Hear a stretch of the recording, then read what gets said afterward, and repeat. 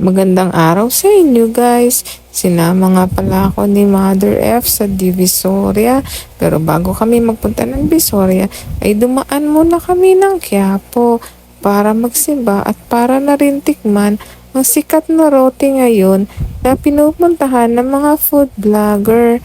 Alam niyo na siguro ang tinutukoy ko matapos naming hanapin ang eatery na ito. 9 pa pala sila nag-open. Excited pa naman kami ni Mother F na matikman ito. Sabi kasi sa FB page nila, 6 a.m. ay open na sila.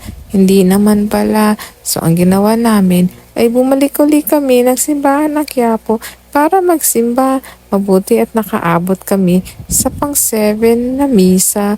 Pagkatapos namin magbisa ay dinala ko ni Mother F dito sa bilian ng dragon fruit juice. Hindi ko pa kasi ito natitikman. Meron silang 4 na sizes.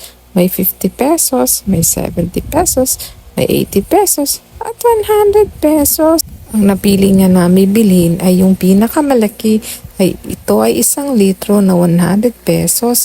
So ang ginawa nila, inilagyan muna ito nila ng maliliit na hiwa ng dragon fruit bago ito lagyan ni Kuya ng juice. Kaya naman, tuwing sisip-sipin mo ito gamit ang straw, ay talagang makakain mo pa ang dragon fruit. Kaya naman, tingnan nyo ang kulay pa lang. Napakasarap na at refreshing. Tamang-tama sa panahon ngayon na napakainit. Kaya naman, tuwing lalabas tayo ng bahay, ay lagi nating siguraduhin na may payong tayo. O kaya naman, tayo ay mag-sunscreen o mag-sunblock para sa protection natin. Yun lang, bye!